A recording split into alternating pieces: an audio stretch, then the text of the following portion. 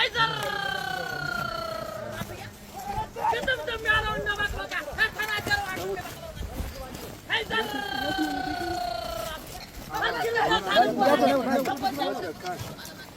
አይዘር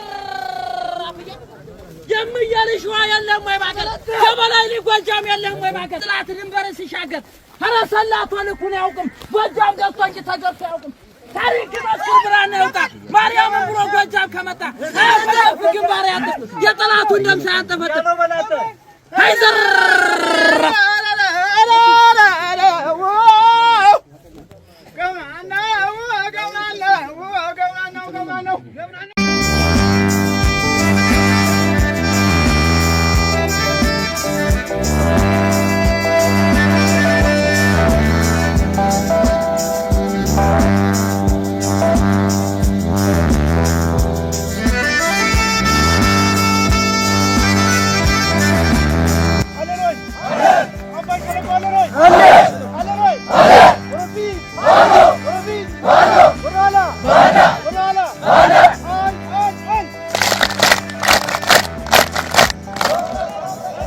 Abay şalak aleroy.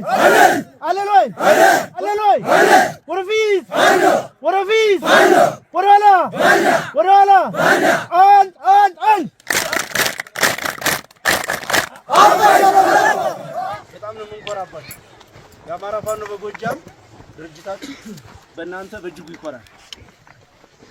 መሬት ላይ ጠላትን መፈናፈኛ ያሳጥታችሁ በየቀኑ እየከዳ በየቀኑ እያፈገፈገ በየቀኑ ቀጠናውን እየለቀቀ በስነ ልቦና ሙሉ በሙሉ እየተሸነፈ ያለበት ወቅት ላይ ነው የምንገኘው። ይህ ይሆን ዘንድ የፈጣሪ ፍቃድ ከመሆኑ ባሻገር የናንተ ጽናት የናንተ አንድነት ከምንም በላይ ወንድማማችነትና ቅንነታችሁ ለዚህ አድርሶናል። እኛም ፈጣሪ በፈቀደልን ልክ ይህ ትግል ባለቤት እንዲኖረው ይህ ትግል ማንም አልፎ ያጅ እንደሚዘግነው የመንገድ ዳር እሸት ሳይሆን ባለቤትና እረኛ እንዳለው መሪ እንዳለው ትውልድ እንዳለው ትግል እንዲሆን የምንችለውን ሁሉ አድርገናል። ዋጋም ከፍለንበታል። ዛሬ ያየን ያለነው የዋጋችንን ፍሬ ነው።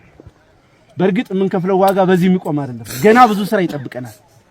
ገና መስዋዕትነት ይጠብቀናል። እንደምናሸንፍ ግን እርግጠኞች ነን። እየኮራንም ጭምር እንደ ትውልድ ብቻ ሳይሆን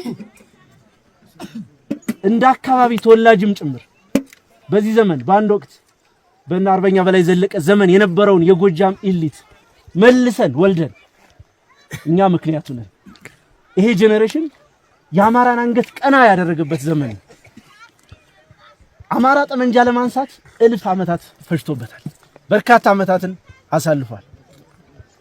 በተለይ ከቅኝ ግዛት ወረራው ዘመን ጀምሮ ጸረ አማራነት አጀንዳ ሆኖ ጸረ አማራነት የፖለቲካ መስመር ሆኖ እዚህ ሀገር ላይ ህግ ሆኖ ህገ መንግስቱ ነው የእያንዳንዳችንን ጉሮሮ አንቆን የነበረው። ያንን ለመቀልበስ ብዙ ጣውረዶች ታይተዋል።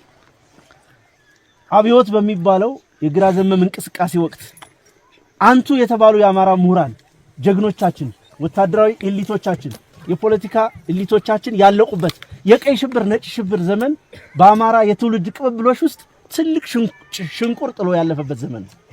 ትልቅ የትውልድ ክፍተት ተፈጥሮ በዚህ የትውልድ ክፍተት መካከል ቲፒኤልኤፍ ወይም ህዋት የሚባለው ኃይል በቅሎ የነበረውን የአማራ ጥላቻ ወደ ህግ ቀይሮት ያለ ማንም ሃይባይ 30 ዓመት ሙሉ ተደቆሰናል። 30 ዓመት ሙሉ በገዛ ሀገራችን ባይተዋር ሆነናል። በገዛ ሀገራችን ተሳደናል፣ ተቅበዝባዥ ሆነናል። ዛሬ እኔና እናንተ ያንን ታሪክ የሚቀለብስ ጠመንጃ አንስተናል። እንኳን የዚህ ትውልድ አካል ሆናችሁ እንኳን የዚህ ትውልድ አካል ሆንኩ። ብዙዎች ይሄንን እድል አጣውት ብቻቸውን እየተብሰለሰሉ እያዘኑ እየተቆጩ አልፈዋል። የቅርብ ጊዜዎቹን እነ ጀነራል አሳምነውን ጨምሮ ትውልዱ በተገቢ ሁኔታ ስላልተነሳ ስራም ስላልተሰራ የሚቆጩን እንቁ መሪዎቻችንን አጠናል። ዛሬ ያ ዘመን ላይደገም አክትሟል። ዛሬ ዓለም ሁሉ እየመሰከረ ያለው በምስራቅ አፍሪካ ራሱን ፋኖ ብሎ የሚጠራ የአፍሪካ ቀንድን ጂኦፖለቲክስ ባላንስ የሚጠብቅ ኃይል ፈጥረናል። ይህ ኃይል እንዲፈጠር ዋጋ ከፍላችኋል፣ ዋጋ ከፍለናል። ብዙ ወንድሞቻችን ህይወታቸውን ሰጠዋል። ብዙ ወንድሞቻችን ኑሯቸውን አጎሳቅለዋል፣ ቤተሰባቸውን በትነናል። ነገር ግን ደስ እያለን የምንከፍለው መስዋዕትነት ነው። ህዝባችን ከጫፍ ጫፍ ጎጃም ውስጥ ከአባይ እስከ አባይ ስትንቀሳቀሱ እናቶች ማቅ ለብሰው ኮት ሱሪ ለብሰው ዋጋ ተከፍሎበት ያለ ትግል ነው። ያ ሁሉ ዋጋ የሚመነዘረው በእናንተ ጽናት፣ በእናንተ ዲሲፕሊን፣ በእናንተ የዓላማ ሰውነት ብቻ ነው። ማንም ሊመጣላችሁ አይችልም። ከዚህ በኋላ በኢትዮጵያ ሰማይ ስር የሚኖር የደህንነት ጉዳይ፣ የጸጥታ ጉዳይ፣ የፖለቲካ ጉዳይ፣ የኢኮኖሚ ጉዳይ በእኛ እጅ ይወሰናል። መሪያችን ከዚህ በፊት እንደተናገረው አርበኛ ዘመነ ካሴ ማንም ወደደም ጠላም መጪው ታሪክ በእኛ እጅ ይጻፋል ብሎ ነበር። ከ2 ዓመት ከ3 ዓመት በፊት ምንም ሳይኖረን አንድ ክላሽ ይዘን ነው የተናገረው። ነገን እናይ ስለነበረ እየጻፍነው ታሪካችንን በወርቅ ቀለም በደም እየጻፍነው። ከ50 ከ60 ዓመት በፊት እነከሌ እንዲነበሩ የሚባለው ታሪክ ልክ እናንተ አሁን እያለፋችሁበት እኔና እናንተ እያለፍንበት ያለነው ወቅት ነው።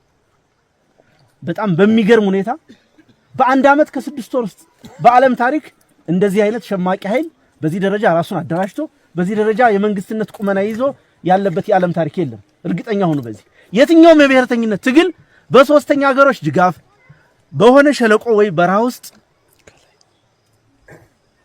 የሚመሰረት የሚመራ ራሱን ቀስ እያለ የሚያሳድግ ነው።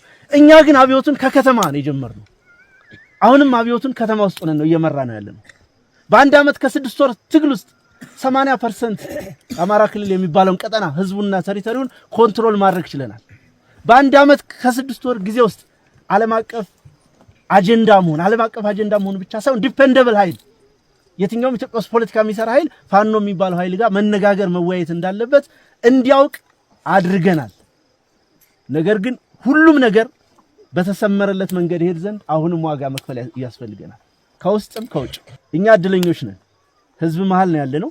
ህዝባችን በአማራነቱ የማይደራደር ሆኗል። በእኛም ስራ የአማራ ብሔርተኝነትን የትውልዱ ርዕዮት እንዲሆን አድርገናል።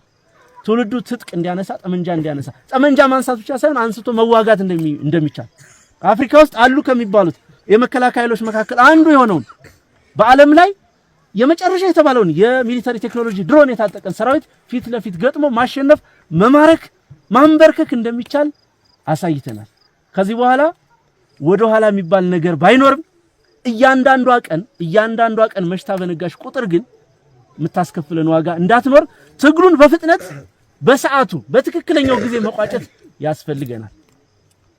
ያ ይሆን ዘንድ ድርጅት የሚባለው ነገር የእናንተ ውጤት ነው፣ የማንም አይደለም። በተለይ ደግሞ የአባይ ሸለቆ ብርጌድ ትልቅ ኃላፊነት ይጠበቅበታል። እንደ ስማችሁ፣ እንደ ታሪካችሁ፣ እንደምንኮራባችሁ ሆናችሁ ስላገኘዋችሁ ከልቤ በእጅጉ ኮርቻለሁ፣ ተደስቻለሁ። ከዚህ በላይ ግን ኃላፊነት ይጠበቅብናል። በየትኛውም ቀጠና የአባይ ሸለቆ ብርጌድ እንደ አርያ የመጀመሪያው ብርጌድ ነው።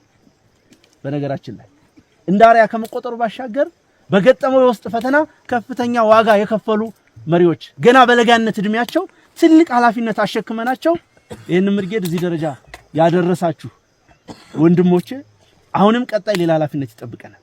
ይህ ጦር እዚህ ነብሴ ውስጥ ወይም እዚህ ጎንቻ ድንበር ውስጥ ብቻ ታግሎ የሚቀር ጦር አይደለም።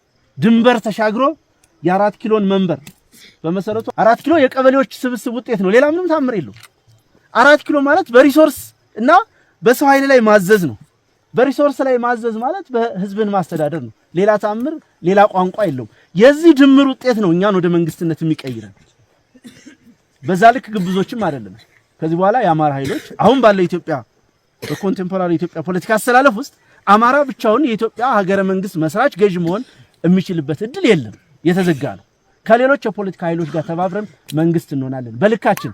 ያ ሲባል ኢህአዴግ ሰፍሮ በሰጠው የአማራ ክልል ውስጥ ማለት አይደለም። አማራ ባለበት የትኛው ማዕዘን በወለጋ፣ በመተከል፣ በሌላውም ቀጠና ያለው አማራ ራሱን በራሱ እንዲያስተዳድር፣ ፖለቲካዊ ውክልና እንዲኖረው፣ የጸጥታ ውክልና እንዲኖረው፣ እንደ ህዝብ እንዲኖር፣ ቋንቋውን፣ ባህሉን፣ መብቱን እንዲያዳብር የሚያደርግ መደላድል መፍጠር ግዴታችን ነው። እያንዳንዱ የምትተኩሱት ጥይት፣ የምትከፍሉት የደም ዋጋ የሚጠናቀቀው የራሳችንን ከሌላው ህዝብ ጋር የሚያስማማንን ኢትዮጵያን የሚያጸናትን አማራን የሚያስከብረውን ህገ መንግስት ስንጽፈው ያንን ህገ መንግስት የመጻፍ ሂደት ፕሮሰስ እየተጓዝን ያለነው። አባይ ሸለቆ ብርጌድ ብቻ ግን በርካታ ማስተርስ ዲግሪ ያላቸው ልጆች አሉ። እዚህ ብርጌድ ብቻ አይደለም እንደ አማራ ፋኖ። ስለዚህ ይሄ ትውልድ ከተለያየ ፕሮፌሽን የተነሳ በመንግስት ሰራተኝነት፣ በሐኪምነት፣ በህግ ባለሙያነት በተለያየ ዘርፍ ስራ የሰራ አቅም ያለው መንግስት መሆን የሚችል ኃይል በንጽጽር እንኳን ብታዩት ከፊታችሁ የሚቆም አንድም የወረዳ ካድሬ የዞን ካድሬ የለም። በፖለቲካ ንቃት፣ በኮሚትመንት፣ በየትኛው መመዘኛ ራሳችንን ለትልቅ ዓላማ እንድናጭ አደራ ማለት ፈልጋለሁ። አመራሮቻችሁ ጋር በጣም በጥልቀት ጓዳዊነት በተሞላበት መንገድ ውይይት ተደርጓል። በግለሰብ ደረጃም ጭምር ችግሮች እየተነሱ ሂስ ግለይስ በሚመስል መንገድ ትችቶችን አንስተን ውይይት አድርገን እንደ ድርጅት ያለብንን የቤት ስራ ወስደናል። እነኚህ ተመራቂዎች ያው እድለኞች ናቸው። ብዙዎቻችሁ በብዙ መከራ ነው እዚህ የደረሳችሁት። እነሱ ቢያንስ የሚፈልጉትን የመሳሪያ አይነት እያዩ ውጊያም ጭምር እያዩ ነው የተመረቁት። እነኚህ ልጆች አብቅታችሁ እንዳልኳችሁ የሚጠበቅባችሁ ተልእኮ ግዙፍ ነው። ወደ ምስራቅ፣ ወደ ምዕራብ፣ ወደ ሰሜን፣ ወደ ደቡብ፣ ወደ የትኛውም አቅጣጫ ሚሽን ሊኖር ይችላል። ለዛ ራሳችን ማዘጋጀት አለብን። ለዛ ኃይላችን መገንባት አለብን። ምንም እንድናደርግ የሚያደርገን ግን ማንኛውንም ዋጋ ከፍለን ለእናንተ የሚያስፈልጋችሁን ነገር እንድናደርግ የሚያስገድደን የእናንተ ጀግንነትና ባህሪ ነው። ስለዚህ በዛ ጽናታችሁ ቀጥሉ። የጎደለው ነገር ይሞላል። መጪው ጊዜ በጣም የተሻለ ነው። በጣም የተሻለ በእርግጠኝነት የምነግራችሁ ሳይንቲፊካል በሆነ መመዘኛ ካየ ነው ጠላት በእጅጉ እያሽቆለቆለ የወገን ኃይል በእጅጉ እየዳበረ ያለበት ወቅት ነው የሚገኘው። ዛሬ ድሽቃ ብርቃችን አይደለም። በየብርጌዱ በርካታ ድሽቃዎች አሉ። ዛሬ ብሬን ስናይፐር ብርቃችን አይደለም። እንሰራበታለን ገና። የቡድን መሳሪያ ጥያቄ በማይሆንበት ደረጃ ድረስ መልስ ይኖራችኋል። በእርግጠኝነት የምነግራችሁ ይሄ ሁሉ እንዲሆን ግን እንደከዚህ በፊቱ በወንድማማችነት በጽናት ችግሮችን ተቋቁማችሁ እርስ በርስ ተራርማችሁ እንድትቀጥሉ ያስፈልጋል። በተረፈ እጅግ በጣም ደስ ብሎኛል። እጅግ በጣም ወዳችኋለሁ። አመሰግናለሁ።